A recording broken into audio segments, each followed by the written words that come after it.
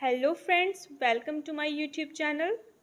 आज हम डिस्कस करने वाले हैं यूपी डीएलएड सेकंड सेमेस्टर का 6th पेपर जो हिंदी का है। और आज हमारी हिंदी की 4th क्लास है। इससे पहले वाली क्लासेस अगर आपने ना देखी हो तो आप जो है प्लेलिस्ट मैंने बनाई हुई है, वहाँ पर जाके देख सकते हैं और उनकी लिंक जो है डिस्क्रिप्शन में दे रही हूँ, आप वहाँ से जाके भी देख सकते हैं। तो फ्रेंड्स जो है आप लोग मेरे साथ नोट्स बनाते जाइएगा, जिससे कि आपको एग्ज़ाम के टाइम में रिवाइज़ करने में बहुत आसानी होगी। तो चलिए स्टार्ट करते हैं आज की क्लास। अब हम बात करेंगे कहानी का चयन। कहानी के चयन में हमें है किस प्रकार की बातों का ध्यान रखना चाहिए। ठीक है, सबसे पहला है कहानी विद्यार्थियों के स्तर अनुकूल हो। ठीक है, उनकी लेवल के हिसाब से होना चाहिए कि छोटे बच्चों को मनोरंजक कहानी सुनाएं। ठीक है, मनोरंजन के साथ साथ शिक्षा दें। ठीक है, जबकि जो बड़े बच्चे होते हैं उनको अगर नॉर्मल तरीके से भी समझाएं तो बच्चे समझ जाते हैं, लेकिन छोटे बच्चों के लिए मनोरंजक के साथ साथ सिखानी चाहिए, मनोरंजन भी होना चाहिए उसमें और उससे शिक्षा भी मिलनी चाहिए। तो उनके लेवल के हिसाब से स्तर के अनुसार बच्चों को कहानी सिखानी चाहिए। तो इस प्रकार की कहानी हमें चूज करनी चाहिए। ठीक है, समझ में आ गया। कहानी क्या हो? विद्यार्थियों के स्तर अनुकूल हो। सेकंड है कहानी के द्वारा विद्यार्थियों का शारीरिक, मानसिक, सामाजिक, संवेगात्मक और नैतिक विकास हो। ठीक है, कहानी ऐसी टाइप की चयन करनी चाहिए जिससे क्या हो, जो बच्चों के शारीरिक, मानसिक, सामाजिक और संवेगात्मक और नैतिक विकास में महत्वपूर्ण भूमिका निभा सकती हूँ। ठीक है, थर्ड है कहानी रुचिकर होना चाहिए। ठीक है, मनोरंजक होनी चाहिए। छोटे बच्चों के लिए परियों की और किशोरों के लिए खोज संबंधी कहानियां अधिक रोचक होती हैं। ठीक है, छोटे बच्चों को जो है परियों की टाइप की कहानियां सुनाओ तो उनको ज़्यादा अच्छा लगता है, जबकि किशोरों को क्या हो, कुछ इंटरेस्टिंग खोज से संबंधित कहानियां सुनाओ तो उनको वो सुनने में ज़्यादा मजा आता है। ठीक है, तो हमें इस प्रकार की कहानियों का चयन करना चाहिए। चौथा पॉइंट है कहानी सरल, स्पष्ट एवं गतिशील हो। सिंपल लैंग्वेज में होनी चाहिए, से स्पष्ट होनी चाहिए और कंटिन्यूटी गतिशील होनी चाहिए। अगला देखते हैं पॉइंट। अगला है, पांचवा पॉइंट है कहानी यथासंभव विद्यार्थियों के जीवन से संबंधित हो। अगर कहानी विद्यार्थियों के जीवन से संबंधित होगी तो उसको आसानी से समझ सकेंगे, उनको अपने आप से रिलेट कर सकेंगे। ठीक है, तो विद्यार्थियों को जीवन से संबंधित कहानियों का चयन करना चाहिए। 6 है कहानी में अच्छे बुरे दोनों ही प्रकार के चरित्रों का समावेश हो ताकि बालक बुराई का परित्याग कर भलाई को ग्रहण कर सके। ठीक है, ये सबसे ज्यादा इंपॉर्टेंट है कि कहानी में क्या हो, बुराई भलाई वाले दोनों कैरेक्टर होने चाहिए, जिससे बच्चे क्या करें, कंपेयर करके समझ सके कि क्या चीज अच्छी थी, क्या चीज बुरी थी। ठीक है, और लास्ट में क्या होना चाहिए, जैसे बताया आपको, सुखात्मक जो होना चाहिए उसका एंडिंग होनी चाहिए। तो कैसे एक बुरा व्यक्ति जो है अपनी बुराई को त्याग करके अच्छा बन जाता है, तो इस प्रकार के कैरेक्टर उसमें ऐड करने चाहिए। ठीक है, तो इस प्रकार की कहानियों का चयन कर सकते हैं। 7 पॉइंट है कहानी में पात्रों की अधिकता ना हो। पात्र जो हो लिमिटेड हो, कम हो, लेकिन क्या हो, स्ट्रॉन्ग कैरेक्टर होने चाहिए। ठीक है, 8वां पॉइंट है कहानी का अंत सुखात्मक होना चाहिए। ठीक है, अगर सुखात्मक जो एंडिंग होगी तो बच्चों को और कहानी सुनने में मजा आएगा। ठीक है, तो कहानी का अंत क्या होना चाहिए, सुखात्मक होना चाहिए। तो ये कहानी का चयन हो गया। अब हम बात करेंगे लोक कथा के बारे में। लोक कथा क्या होती हैं? तो लोक कथाएं यानी फोक टेल्स वे कहानियां होती हैं जो पीढ़ी दर पीढ़ी मौखिक रूप से सुनाई जाती हैं। आप लोग जो थे बचपन में अपने दादा दादी, नाना नानी से बहुत सारी स्टोरियां सुनी होंगी। ठीक है, उन्होंने ये कहानियां आप लोग को बचपन में सुनाई होंगी। तो ये सब क्या है, लोक कहानियां, लोक कथाएं होती हैं। ठीक है, जो कि क्या होती हैं, पीढ़ी दर पीढ़ी मौखिक रूप से सुनाई जाती हैं, जिसमें समाज के नैतिक मूल्य, परंपराएं, सांस्कृतिक धरोहर और जीवन के अनुभव समाहित होते हैं। ठीक है, जो सारी कहानियां जो है हमारे दादा दादी, नाना नानी सुनाते थे, उनसे हमें कुछ ना कुछ सीख तो मिलती ही थी। ठीक है, जो हमारी संस्कृति से रिलेटेड भी कुछ कहानियां होती थीं और उनके जीवन के अनुभव से रिलेटेड भी कुछ स्टोरीज होती थीं। तो ये क्या है, ये लोक कथाएं होती हैं। ये कहानियां बच्चों को शिक्षा देने के साथ साथ मनोरंजन भी करती हैं।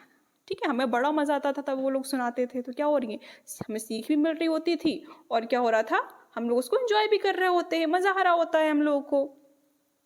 इसमें काल्पनिक पात्रों के साथ जानवरों, देवी देवताओं और आम इंसानों की कहानियों को प्रस्तुत किया जाता है। जैसे आप लोगों ने एक कहानी पढ़ी होगी, कछुआ खरगोश की कहानी, ठीक है, क्या है, तो इसमें जो दो कैरेक्टर रहते हैं उनको क्या किया गया है, कछुआ और खरगोश। तो इस प्रकार ये क्या है, इसमें जानवरों को हाईलाइट किया गया है, उनके माध्यम से हमें कुछ सीख सिखाई जा रही होती है कि हम लोग क्या करें, धीमे धीमे भले ही प्रयास करें लेकिन कंटिन्यूटी बनाए रखें, ठीक है, लगातार उस काम को करते रहें तो एक दिन हमें जीत जरूर मिलती है, वो हम लोग सफल जरूर होते हैं, ठीक है। तो जानवरों को हाईलाइट किया गया, उसके माध्यम से हमें एक सीख दी गई है, ठीक है। बहुत सारी कहानी में देवी देवताओं और आम इंसानों की कहानियों को प्रस्तुत किया जाता है, जिसमें मुख्य रूप से जीवन से जुड़े नैतिक संदेश होते हैं। मुख्य उद्देश्य समाज का ज्ञान, समझ, नैतिक मूल्य, कहानी के प्रति रुचि उत्पन्न करना, धार्मिक तथा शिक्षाप्रद भावनाएं उत्पन्न करना आदि की जानकारी देना होता है। तो बेसिकली इसमें क्या है, इसमें मूल जो इसका उद्देश्य होता है, क्या होता है कि बच्चों को कुछ ना कुछ सीख दे, नैतिक मूल्यों का उसमें विकास करे, सामाजिक मूल्यों का उसको विकास करे, साथ साथ में जो है कहानी सुनने में, पढ़ने में इंटरेस्ट क्रिएट करें, ठीक है। धार्मिक ज्ञान दे उनको, अपने जो है धर्म के बारे में भी बताएं थोड़ा बहुत, आदि शिक्षाएं उसके माध्यम से हम बच्चों को दे सकते हैं। तो ये कहानी क्या होती है, पीढ़ी दर पीढ़ी आगे बढ़ती रहती है। देखिए हर रीजन के हिसाब से, हर क्षेत्र प्रदेश के हिसाब से लोक कथाएं डिफरेंट होती हैं, ठीक है। तो ये रही लोक कथाओं के बारे में, आपको समझ में आ गया। इसके मैंने जो है कुछ एग्जाम्पल्स यहाँ पर लिखे हैं, जैसे पंचतंत्र की कहानियां जो है, भारत में पंचतंत्र की कहानियां हम लोगों ने बहुत सारी पढ़ी होंगी, जिसमें से एक कहानी कौवा और लोमड़ी की कहानी है। उस कहानी को पढ़ के हमें क्या शिक्षा मिलती है, ठीक है, आई होप आप लोगों ने वो स्टोरी पढ़ी हो। इससे शिक्षा मिलती है कि चतुराई से हमें खुद को बचाना चाहिए और चापलूसी से सावधान रहना चाहिए, ठीक है।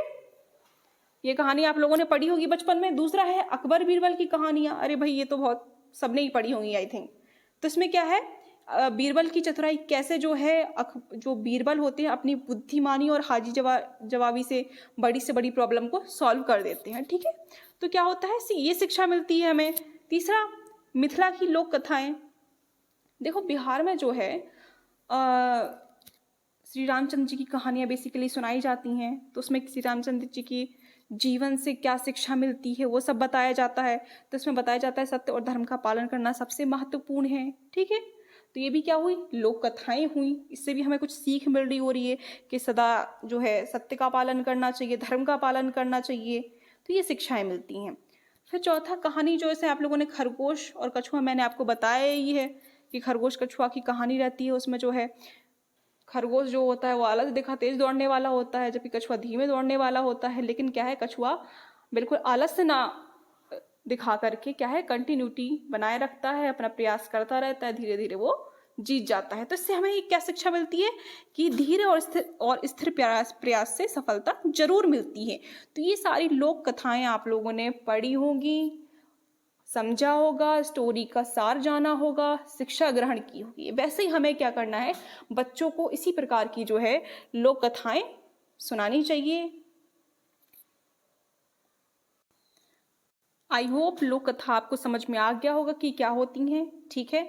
एक बार देख लीजिए लोक कथाएं फिर से क्या होती हैं। लोक कथाएं वे कहानियां होती हैं जो पीढ़ी दर पीढ़ी मौखिक रूप से सुनाई जाती हैं, जिसमें समाज के नैतिक मूल्य, परंपराएं, सांस्कृतिक धरोहर और जीवन के अनुभव समाहित होते हैं। बच्चों को ये मनोरंजन के साथ साथ जो है क्या करती हैं, नैतिक, सामाजिक आदि संदेश देती हैं, ठीक है, एक शिक्षाप्रद होती हैं। इसमें काल्पनिक पात्रों के साथ साथ जो है जानवरों, देवी देवताओं, आम इंसानों की कहानियों को प्रस्तुत किया जाता है, ठीक है। लोक कथाएं आप लोग को समझ में आ गई। ये एग्जाम्पल आप लोग लिख सकते हैं, एग्जाम में अगर पूछा जाएगा तो अच्छे से एक्सप्लेन हो जाएगा, आप भी समझ सकेंगे इस चीज को। अब अगला देखते हैं रोचक प्रसंग। रोचक प्रसंग क्या होता है,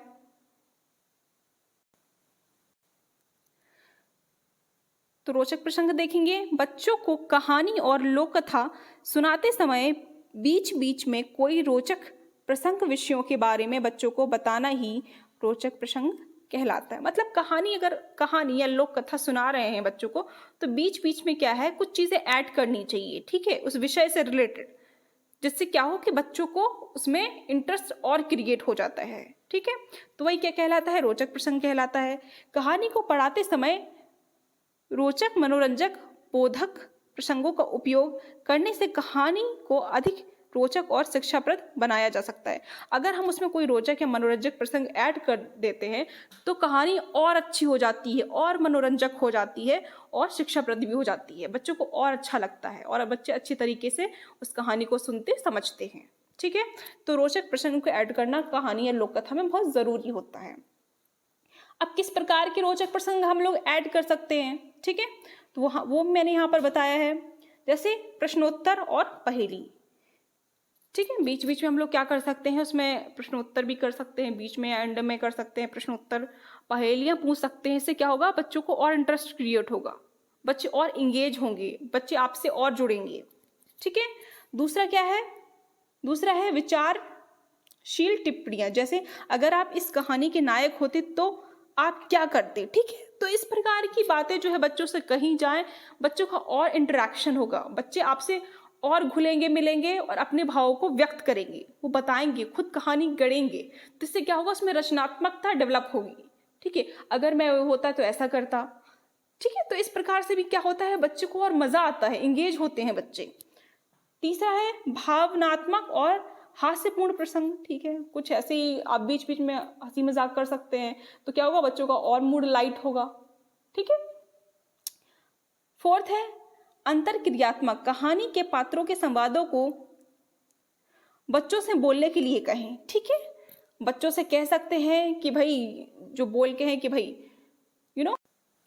तो कहानी के पात्रों के संवादों को बच्चे को बोलने के लिए भी आप लोग कह सकते हैं। इससे भी क्या होगा, इंगेजमेंट बच्चों का बढ़ेगा, बच्चे कनेक्ट होंगे, बच्चे और अच्छे तरीके से कहानी को सुनेंगे, समझेंगे। इसके बाद अगला जो पॉइंट है, कल्पना शक्ति का उपयोग। बच्चों से कल्पना करने के लिए कहें कि यदि वे कहानी के पात्र होते। ठीक है, अब वहां पर नायक की बात की गई थी, यहाँ पर अब यहाँ पर कहानी के अदर कैरेक्टर होते तो बच्चों को ये कल्पना करने के लिए कह सकते हैं। इससे क्रिएटिविटी, कल्पना शक्ति का डेवलपमेंट होगा। 6 पॉइंट है ध्यान खींचने वाले ध्वनि या शारीरिक संकेत। ठीक है, यहाँ पर आप क्या सकते हैं, बच्चों को अपनी जो है हाथ से कुछ एक्टिविटी करके, ठीक है, कुछ एक्सप्रेशन दे करके, तो क्या होगा, बच्चे और उस चीज़ को अच्छे से समझेंगे। ठीक है, बच्चों का ध्यान जो होगा आपकी ओर केंद्रित होगा। अगर कोई बच्चा यहाँ वहाँ देख रहा है तो कुछ इंटरेस्टिंग वे में बोलेंगे या इंटरेस्टिंग कुछ करके दिखाएंगे, तो बच्चे आपको है या शिक्षक को या जो कहानी सुनाने वाला है उसकी तरफ देखेंगे और कहानी को अच्छे से सुनेंगे। तो ये क्या होते हैं, ये रोचक प्रसंग के बारे में जानकारी हुई। आई होप आप लोगों को समझ में आ गया होगा कि रोचक प्रसंग क्या होते हैं, किस प्रकार के रोचक प्रसंगों को जो है हम कहानी सुनाते या लोक कथा सुनाते समय ऐड कर सकते हैं, जिससे कि क्या हो, बच्चों का एंगेजमेंट ज़्यादा हो जाता है और कहानी और मनोरंजक हो जाती है। अब हम देखेंगे चैप्टर से रिलेटेड कुछ ऑप्शनल क्वेश्चंस। ठीक है, तो यहाँ पर पहला क्वेश्चन है, गद्य की एक महत्वपूर्ण विधा है। इसके ऑप्शंस हैं अ कहानी, स निबंध, ब उपन्यास, द संस्मरण। तो अगर आपको इसका उत्तर पता हो तो आप लोग जो है कमेंट करके बताइएगा उसका सही उत्तर क्या होगा। इसका सही उत्तर है अ कहानी। गद्य की एक महत्वपूर्ण विधा क्या है, कहानी। अगला प्रश्न देखते हैं।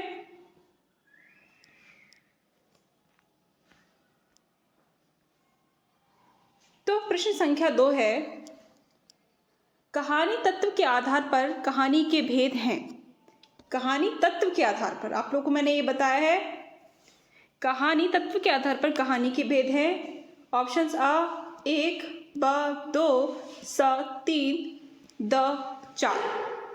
तो इसका जो सही उत्तर होगा वो होगा ऑप्शन द, यानी तत्व के आधार पर कहानी कितने प्रकार की होती हैं, 4 प्रकार की होती हैं। चलिए अगला प्रश्न देखते हैं। अगला प्रश्न है, कहानी की विधियां मानी जाती हैं। कहानी की विधियां मानी जाती हैं। ऑप्शंस हैं अ 3, ब 4, स 1 या द 2। तो इसका सही उत्तर है ब। क्या है, ब, यानी 4। कहानी की विधियाँ कितनी? 4 मानी जाती हैं। ठीक है, अगला प्रश्न है चौथा प्रश्न का आप लोग उत्तर दीजिए। आरंभिक अवस्था के बच्चों में कहानी शिक्षण की सर्वाधिक उपयुक्त विधि है। कौन सी विधि जो है छोटे बच्चों को सुनाई जानी चाहिए? इसके ऑप्शंस हैं चित्र विधि, प्रश्नोत्तर विधि, वार्तालाप विधि या कहानी कथन विधि। तो इसका जो सही उत्तर होगा वो होगा चित्र विधि, यानी आरंभिक अवस्था के जो बच्चों को है कहानी चित्र विधि के माध्यम से सुनाई या सिखाई जानी चाहिए। ठीक है, हो गया ये चौथा प्रश्न। अब अगला प्रश्न देखते हैं, पांचवा। तो पांचवा जो प्रश्न है, कहानी एक गमला है जिसमें एक ही पौधों का माधुर्य और समुन्नत रूप में दृष्टिगोचर होता है। यह कथन किसका है? किसने इस कथन को कहा है? इसके ऑप्शंस हैं जयशंकर प्रसाद, प्रेमचंद, रामचंद्र शुक्ल या हजारी प्रसाद द्विवेदी। तो इसका फ्रेंड्स आप लोग उत्तर दीजिए। तो इसका जो उत्तर होगा वो होगा ऑप्शन यानी प्रेमचंद जी ने यही कहा है। ठीक है, अगला प्रश्न देखते हैं। अगला और ये लास्ट प्रश्न है आज की हमारी क्लास का। तो छठवां प्रश्न है, गोदान उपन्यास के लेखक हैं। इसके ऑप्शंस हैं जयशंकर प्रसाद, सूर्यकांत त्रिपाठी निराला, मुंशी प्रेमचंद या महादेवी वर्मा। तो फ्रेंड्स इसका जो सही उत्तर होगा, इसका उत्तर मोस्टली आप लोगों को पता होगा। ठीक है, अधिकतर लोगों को इसका उत्तर पता होगा। इसका तो सही उत्तर है कौन? मुंशी प्रेमचंद का उपन्यास है गोदान। तो फ्रेंड्स ये ऑप्शनल 6 क्वेश्चन थे। तो आप लोगों को हमारा लेक्चर कैसा लगा ये हमें ज़रूर कमेंट करके बताइए, और अच्छा लगा हो तो प्लीज़ हमारे चैनल को सब्सक्राइब करिए, हमारी वीडियो को शेयर करिए, लाइक करिए। तो हमारे साथ जुड़े रहने के लिए आपका बहुत बहुत धन्यवाद। अगली हमारी वीडियो में जो है इसके बाद आगे चैप्टर्स के बारे में डिस्कस करेंगे, तो हमारे साथ में बने रहिएगा।